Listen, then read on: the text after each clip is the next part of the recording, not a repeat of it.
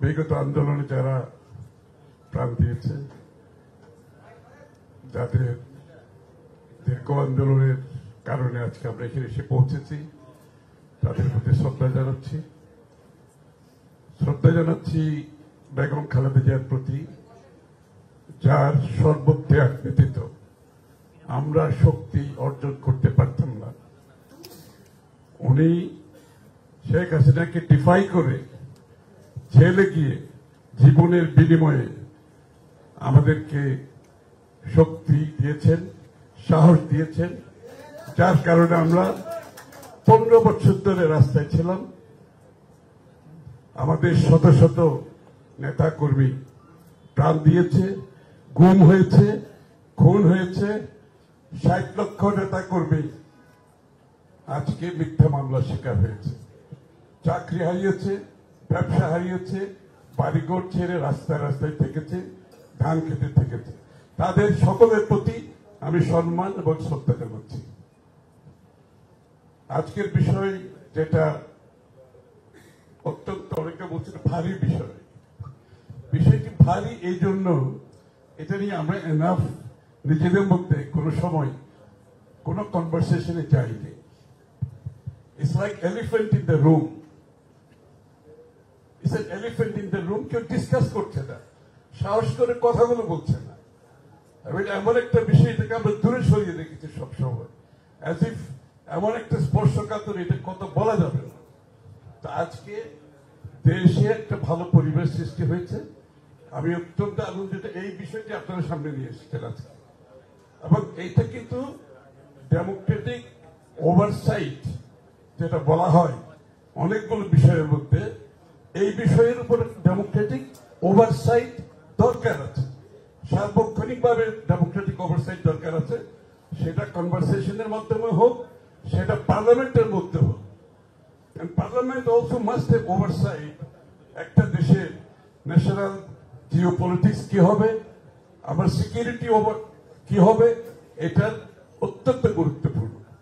দ্বিতীয় বিষয়টি হচ্ছে, প্রত্যেকটি দেশে আপনারা দেখবেন ন্যাশনাল সিকিউরিটি এবং ফরেন পলিসির ব্যাপারে একটা ব্রডার কনসেনসাস আছে, একটা ব্রডার কনসেনসাস আছে প্রত্যেকটি দেশে। সরকারি দল, বিরোধী দল, অন্যান্য দল যারা আছে, তারা দেশের স্বার্থে, দেশের সিকিউরিটির স্বার্থে, দেশের পররাষ্ট্রনীতির স্বার্থে একটা ব্রডার কনসেনসাসের মাধ্যমে তারা কাজ করে। নট দ্যাট তাদের মধ্যে কোনো ডিফারেন্স নেই, ডিফারেন্স থাকবে, বাট একটা ব্রডার কনসেনসাস থাকে। বাংলাদেশে সেটা আমরা করতে পারিনি। আমাদের ফরেন পলিসি, সিকিউরিটি ইস্যুর উপর আমরা সেটা করতে পারিনি। I think it's about time যে আমরা এই বিষয়ে একটা জাতীয় ঐক্যমত অন্তত ব্রডার ইস্যুটা আমরা করতে পারি কিনা, এটা আমাদের আলোচনা করা দরকার।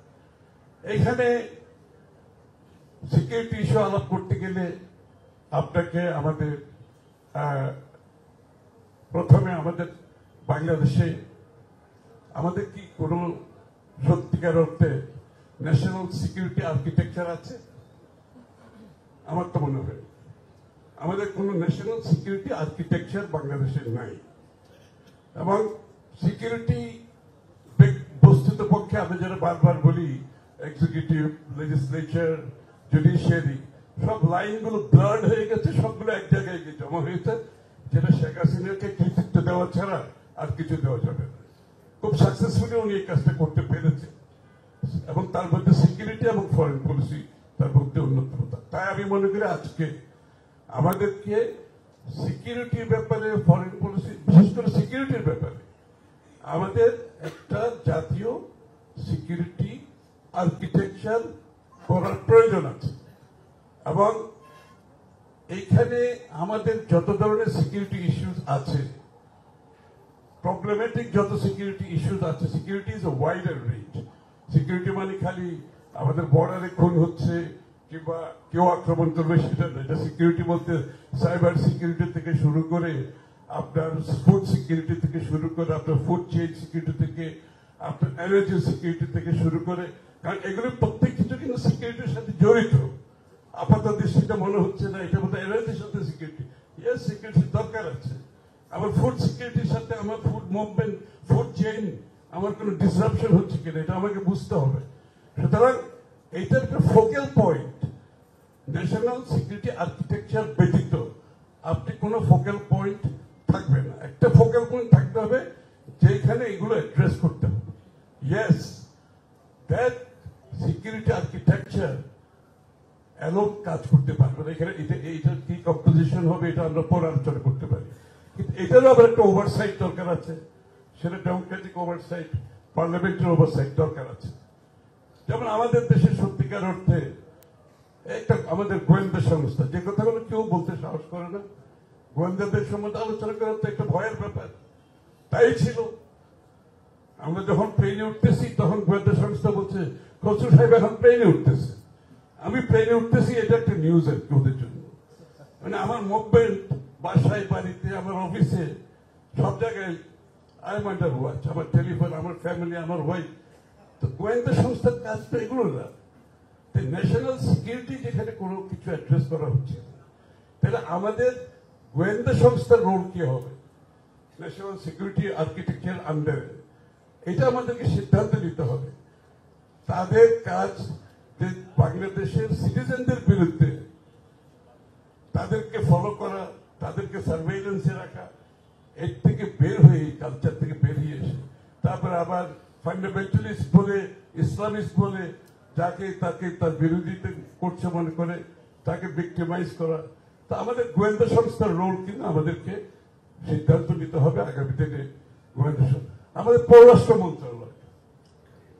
পররাষ্ট্র মন্ত্রণালয় কূটনীতিবিদরা কি প্রপারলি কাজ করতে পারছে? I think our foreign ministry has to be revamped. আমাদের নতুন করে চিন্তা করতে হবে। Business as usual foreign ministry যেভাবে চলে আসছে, এইভাবে তারা কূটনীতির মাধ্যমে যে আমাদের সিকিউরিটি ইস্যুস, আমাদের কূটনীতির যে ইস্যুগুলো, ফরেন পলিসির যে ইস্যুগুলো আছে, এগুলো আমাদেরকে নতুনভাবে চিন্তা করতে হবে। যেমন আপনি ফরেন মিনিস্ট্রিতে, আমি মনে করি আজকাল প্রেক্ষাপটে যে কোনো দেশের সিকিউরিটি ইস্যুতে টেকনোলজি ইজ ভেরি ইম্পর্টেন্ট।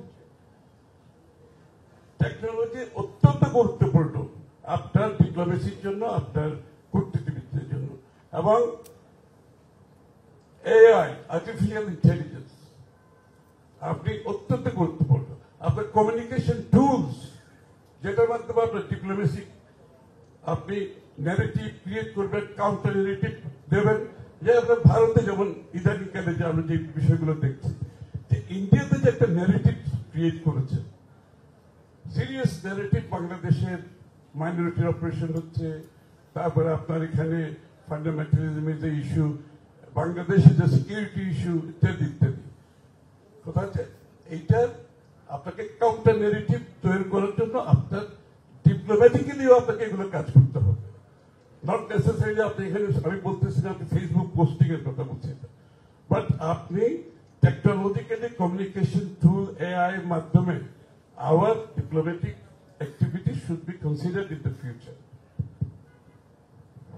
তারপরে হচ্ছে আপনার আজকে আমাদের যে কারেন্ট প্রেক্ষাপটটা আছে গ্লোবালি, এখানে আমাদের অত্যন্ত গুরুত্বপূর্ণ হচ্ছে আমাদের কয়েকটি ইস্যু। আমাদের ডিপ্লোমেসিতে, ইকোনমিক ডিপ্লোমেসি অনেক বেশি আনতে হবে। সারা দুনিয়াতে কমপ্লেইন, ইনভেস্টররা কমপ্লেইন করে, আপনার ট্রেডাররা কমপ্লেইন করে, সবাই কমপ্লেইন করে যে এমবেসি ইজ ইনক্যাপেবল, এমবেসি কোনো সার্ভিস দিতে পারছে না ওদেরকে। বাট আমরা দেখতেছি আমাদের দেশে যারা ডিপ্লোম্যাটিক যারা আছে ঢাকাতে, তাদের কিন্তু প্রথম প্রায়োরিটি দেখতেছি তাদের দেশে বিজনেস ডেভেলপমেন্ট, তাদের ইনভেস্টমেন্টের ব্যাপার, তাদের ডেভেলপমেন্ট প্রজেক্টে তারা কোথায় কি কোন কাজটা করবে, এইগুলোতে আমাদেরকে আগামী দিনে it should be the cornerstone. আমাদের ডিপ্লোমেসির cornerstone should be also economic diplomacy. এটা আমাদেরকে মাথায় রাখতে হবে। এগুলো also economic security, food security, এগুলো সবকিছু অঙ্গাঙ্গিভাবে জড়িত। আজকে সিকিউরিটি বলতে যা বুঝাই, এটা কিন্তু প্রয়োগ অনেক বিস্তারিত, এবং এই বিস্তারিত চিন্তার মধ্যে আমাদেরকে ইয়ে করতে হবে। আমাদের ফরেন পলিসি, ফরেন অফিসকে আগামী দিনের জন্য ইকুইপ হতে হবে। তারপর আসেন যে কমপ্লেক্স, আমাদের বাংলাদেশের যে অবস্থানের পরিপ্রেক্ষিতে যে কমপ্লেক্স একটা আপনার সিকিউরিটি সিচুয়েশন দাঁড়াচ্ছে, এটা কিন্তু অত্যন্ত গুরুত্বপূর্ণ। আমার ওবায়দ সাহেব যে কথাটা বলেছেন যে হিল ট্রেডস এর ব্যাপারে, আমরা হিল ট্রেডস কে খুব ছোটখাটো ভাবে দেখতে পাচ্ছি যে কি ওখানে শান্তি বাহিনী, but hill tracts is a ticking time bomb for Bangladesh. আপনি হিল ট্রেডস কে এই যে মিয়ানমারে যে ঘটনাগুলো ঘটছে, আপনারা জানেন আমার 60-70% আমাদের বর্ডার কিন্তু আরাকান আর্মি দখলে। আমাদের বর্ডার না, মানে আমাদের বর্ডার অঞ্চলে ওপারে 270 kilometre, 270 kilometre, 60-70%, something like that. 270 kilometre Arakan army already এখানে আসছে। ওখানে কিন্তু মিয়ানমার গভর্নমেন্টের আর্মি নাই কিন্তু। এবং আরাকান আর্মিকে আমরা অনেকে মনে করতাম এরা বোধহয় যেহেতু সরকার মিয়ানমার গভর্নমেন্টের বিরুদ্ধে লড়ছে, এটা বোধহয় রোহিঙ্গাদের জন্য বোধহয় এরা কমপ্লিটলি মিস্টেকেন। আরাকান আর্মি রোহিঙ্গাদের বাংলাদেশ বাঙালি বিদ্বেষী এবং ইসলামোফোবিক যদি কিছু হয়ে থাকে, it is the Arakan army. They are the most Bangladesh বিদ্বেষী, দে আর ইসলামোফোবিক। এগুলো বহুদিন ধরে চলছে, যে কারণে এই যে যারা আগে আসছে আমাদের দেশে, এরপরও কিন্তু 50-60 হাজার রেফিউজি কিন্তু ক্রস করেছে। This is because of Arakan army. Arakan army pressure এবং তারা রিপ্রেশনের কারণে এনাদার আরো 1 লক্ষ ওয়েট করতেছে হয়তো আসার জন্য। সুতরাং Myanmar situation, Arakan army, Myanmar government, ওদিকে ভারত, চিটাগং হিল ট্রেডস নিয়ে, it's a very complex situation. আমাদেরকে মিয়ানমার ওই অঞ্চলের চট্টগ্রাম হিল ট্রেডস নিয়ে, ওই অঞ্চলকে নিয়ে আমাদেরকে নতুন করে ভাবতে হবে, আমাদের পলিসি রিভিউ করতে হবে, আমাদেরকে অ্যাকর্ডিংলি আমাদেরকে ডিপ্লোম্যাটিক্যালি বলেন, ডিটারেন্ট ক্রিয়েট করেন, আগে ডিপ্লোম্যাটিক্যালি করেন। আমাদের তাদেরকে এম্পাওয়ার করার দরকার, আমি নাম বলছি না, তাদেরকে এম্পাওয়ার করতে হবে আপনাকে। এবং Bangladesh army should be ready for 21st century battlefield. I'm sorry to say this, because আমি কথাটা বলছি দুঃখের সাথে। আমাদের প্রত্যেকটা প্রতিষ্ঠান যেভাবে বাংলাদেশে ধ্বংস হয়েছে, কোন প্রতিষ্ঠান তো বাকি নেই। সুতরাং Bangladesh army should be equipped, ready all round for 21st century battlefield. আমাদেরকে রেডি থাকতে হবে।